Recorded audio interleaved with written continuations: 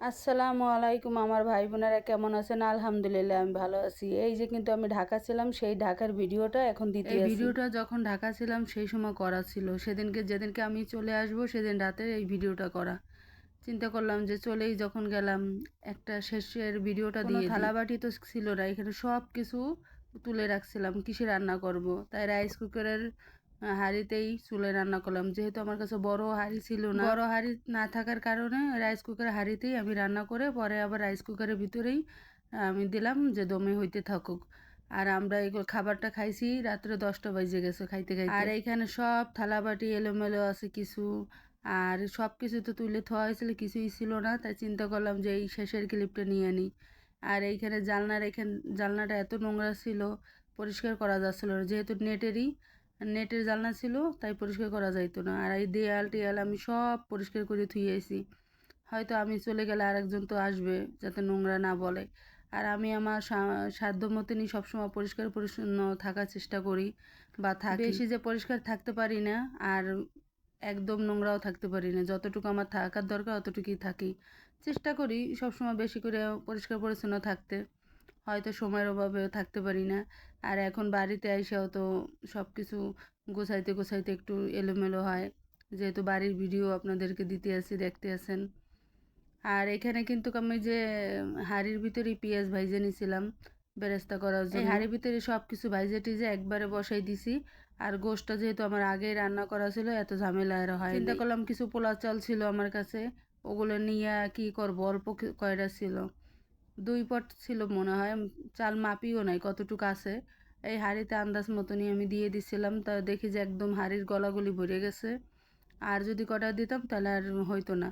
একদম সুন্দর করে রান্না টান্না করে সব কিছু দিয়ে আমি রাইস কুকারে দমে দিয়ে দিছি। পেঁয়াজটা ভাইজাও কিন্তু আমি কাঁচা পেঁয়াজের বাটির পাশে নিয়ে নিলাম, যেহেতু বাটি বুটি আমার সমস্যা ছিল। এই তো দেখাইলাম একদম পেঁয়াজ ভাইজে নিতে আসি সুন্দর করে। তারপরে সব পেঁয়াজ ভাজা হয়ে গেলে এক এক করে সব মশলাগুলো আমি দিয়ে দেব। সুন্দর করে সব মশলা দিয়ে পোলাও চালটা কষাইয়া তারপরে আমি গরুর গোশটা দিয়ে দিব। এখানে কিন্তু আমি গরুর গোশ দিয়ে তেহারি রান্না করছিলাম। বললাম তো আগে যে আমার গরুর গোশটা রান্না করা ছিল, তাতে এই জন্য চিন্তা করলাম বক্সে করে আবার নিয়ে যাব। তাই গরুর গোশটা দিয়ে রাত্রে কিছু খাবারের ছিল না, তাই গরুর গোশটা দিয়ে একদম তেহারি করে রান্না করছিলাম। আর এই রাইস কুকারের ভিতরে একদম যতটুক ছিল খাওয়া টাওয়ার পরে সেটুকু একদম বাড়ি পর্যন্ত নিয়ে আসছিলাম। আর আমরা তো রাত্রে খাইছিলাম, সকালবেলা আমি একটু খাইছিলাম আর আপনাদের ভাইয়া একটু খাইছিল। আমার ভাই আর আমার ছেলে খায় নাই, এর জন্য একটু ছিল। আর এক জায়গা থেকে এক জায়গা আসলে তো কিছুই খাওয়া যায় না, তা তো আপনারা জানেনই। তখন কাজ নিয়ে দাপাদাপি হয়, কখন কি করব না করব। আল্লাহ আল্লাহ করলাম যে সহি সালামতে আল্লাহ যেন আমাদের নিয়ে আসে। আলহামদুলিল্লাহ, আল্লাহ সহি সালামতে আল্লাহ আমাদের ভালো মতো নিয়ে আসছে। আল্লাহদের হাজারো লক্ষ শুক্রিয়া আদায় করলাম আর করি, যেন সামনের দিনগুলো আমাদের ভালো যায়। আর আমার ভাই বোনেরা যারা সবাই আমার ভিডিওটা দেখেন, অবশ্যই আমাকে লাইক কমেন্টস করবেন, আমার পাশে থাকবেন। এখন দেখতেছি ভিডিও করে মনে হয় ভুল হয়েছে, কাজেরও চাপ বেড়ে গেছে, ভিডিওতেও সময় দেওয়া লাগে, হয়তো ভালো মতন করতে পারি না, বুঝতেও পারি না। এখন চিন্তা করতেছি ভিডিও মনে সাইডেই দেবো, ভিডিও আর করতে ইচ্ছা করতেছে না। এখানে যে বললাম না চাল ছিল আমার মাপি নেই, সেই চালগুলো আমি দিয়ে দিলাম। আর এই কাঁচের জারের ভিতরে একটু পেঁয়াজ ভাজা ছিল আগের, সেই পেঁয়াজটাও দিয়ে দিলাম। আর এই যে আমি দুধ নিয়ে নিছিলাম, এই দুধও দিয়ে দিচ্ছি, যেহেতু টক দই ছিল না দুধ দিয়ে দিলাম। লেবুর রসও চিপড়েই আমি দিয়ে দিছি। আর যে মশলার বাটিটা ছিল আমার কাছে, ওই বাটিটার ভিতরেই দুধ দিয়ে দিছিলাম।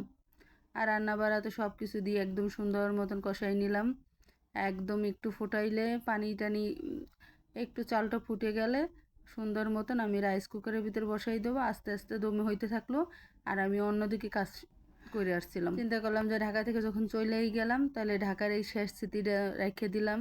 আর এটা ভিডিও করে রাখছিলাম, সেই ভিডিওটা আজকে আবার দিলাম। আর এইখানে যে গরুর গোশের বাটিতেই কিন্তু মশলা পানিটা আবার ঢাইলে দিলাম, গরম পানিই দিছিলাম। এই যে গোশটা কিন্তু আমার আগেই কষানো, মানে আগেই তো রান্না করা ছিল, আবার সুন্দর মতন ভালো মতন কষাই নিছি, যাতে গন্ধ টন্ধ না আসে।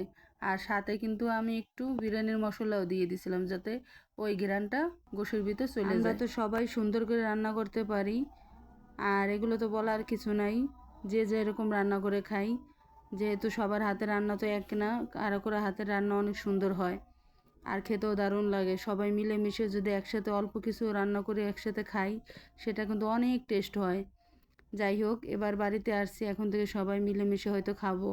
এগুলো আপনাদের সাথে যদি ভিডিও করি তাহলে শেয়ার করতে